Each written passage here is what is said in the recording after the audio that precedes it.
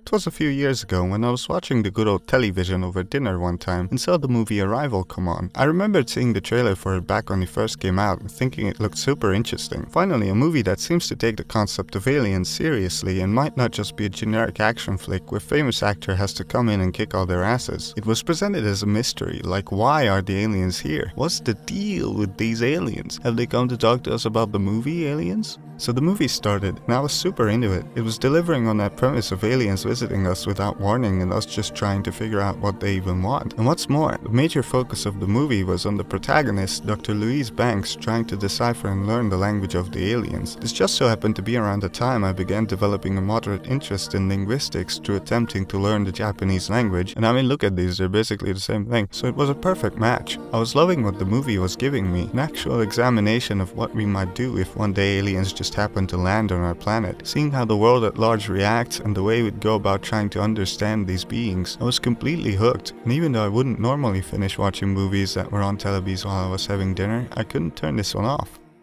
And then, the tension starts building as the aliens send a concerning message, offer weapon. Before Louise can clarify what they mean, a splinter group forms and attempts to blow the aliens up without second thought. Independently, China also takes this as a sign that it's time to start lobbing missiles, and along with other countries starts to become stingy with what information they're willing to share with the rest of the world. We are in a rush now to solve the aliens' secret before this all degenerates into intergalactic warfare. Louise has no choice but to enter for the first time into the same room as the aliens, to be able to talk to them directly. This is it. We're finally going to find out what their secret is. And it turns out the secret is time travel?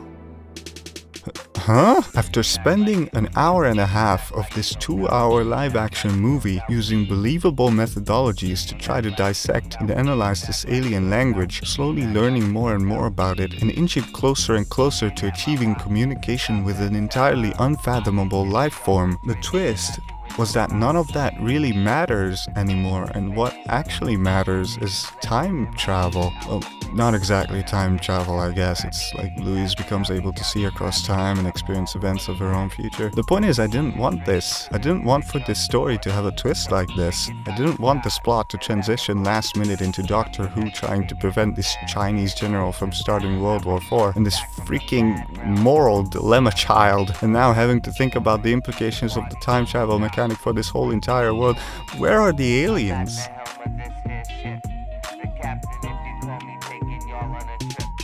More recently, a friend got me to commit to watching the anime series Attack on Titan, of which I had seen the first season way back when that was all there was of it. I just didn't end up catching up once more finally came out, possibly because it took 4 damn years. If you're unfamiliar with it, then first of all, you should go and watch it, because I'm about to spoil like the whole thing. But the initial premise of Attack on Titan is that humanity has been reduced to living sealed inside 3 great walls, and stand to protect them against these goofy ass big dudes they call Titans, because they straight up just eat people, without said people being able to do much to prevent it. In the very first episode, we see the Titans break through the outermost protective wall and completely and utterly annihilate the town immediately behind it, after which the protagonist, Eren Yeager, swears to exterminate all Titan kind as revenge for his mother and all other victims of the attack. So this is a story about humanity trying to overcome the terror of the Titans.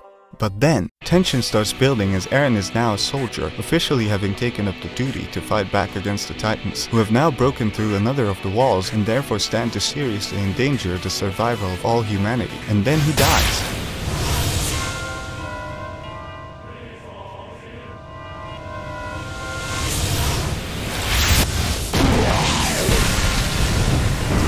But then it turns out he doesn't die, because he can actually turn into a Titan.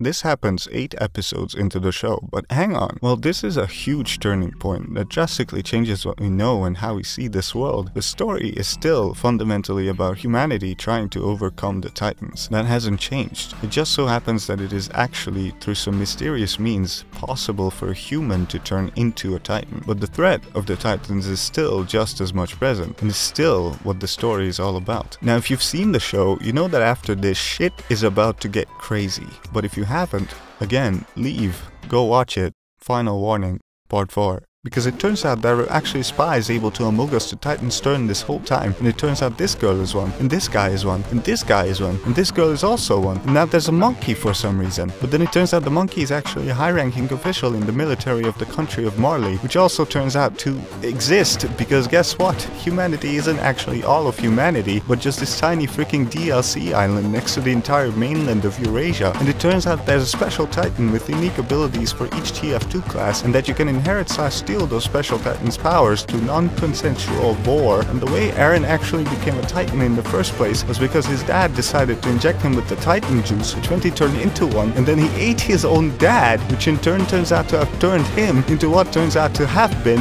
the titular Attack on Titan.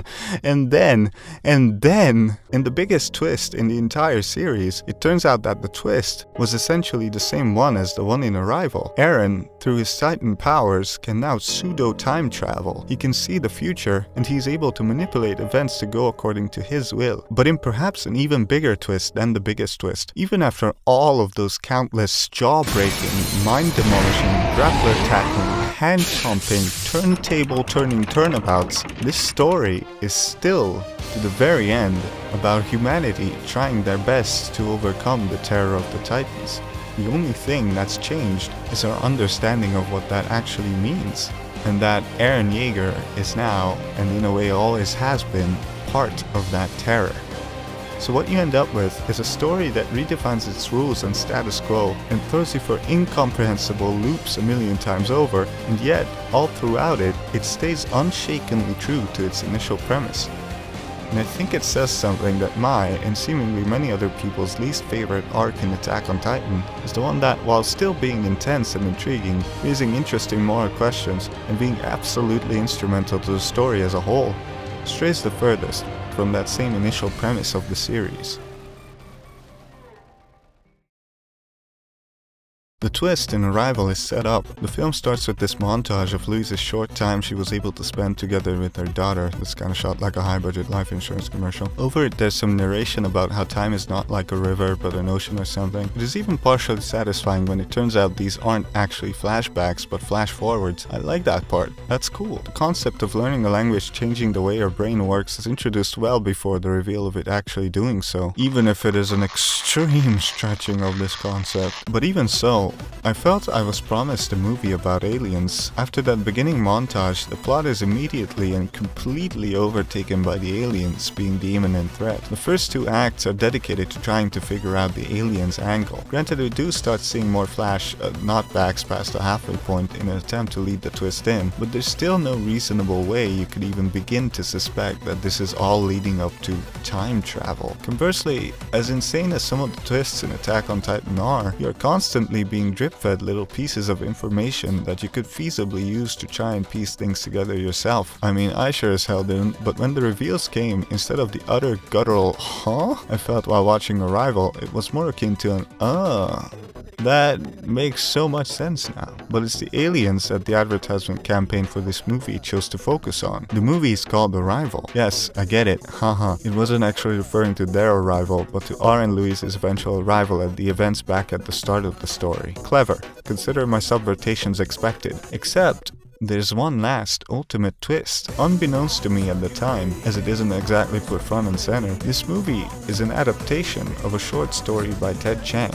And that short story is not titled Arrival, it's titled Story of Your Life, which on the surface is a small change, but it sets a completely different expectation from the very outset. Arrival says, yes, this will be a story about the arrival of the aliens, only for the movie to turn around, laugh in your face and say, no, this is actually a story of your life. I went and actually read the short story for this video, and it turns out it doesn't really treat the whole time travel aspect as a twist reveal at all. It's more like a concept that is very gradually introduced throughout the length of the story, with multiple detailed examples given to explain the aliens' non-linear circle of thinking and perception of the world. The movie mentions this as well, but is pretty quick to move on, encouraging you not to think too hard into it, presumably in an attempt to preserve the integrity of the twist. And whereas in the movie, after the initial montage montage, the Flash knockbacks only start to slowly come back after the halfway point. In the original story, they alternate at a constant rate with the alien research parts, basically making a 50-50 split. And their true nature as flash forwards is borderline made explicit from the start, by these parts always being written in the present tense, talking about the future, while the others are in the standard past tense. This story is not really a high-stakes thrill ride. The aliens don't even land on Earth. They're just chilling out in orbit, communicating through some super advanced video call technology. They're not even really looked at as a threat. Instead, there are talks about potentially finding a way to establish trade or some other mutually beneficial relations with them. So, at the end of all of this, what am I really trying to say? What is the point I'm ultimately trying to make with this video? Well, if I had to sum up my thoughts into a concise conclusion, I guess it would be that if you are one of the few people who still has a TV subscription in 2023, you should go cancel it and watch Sexy Beasts on Netflix instead.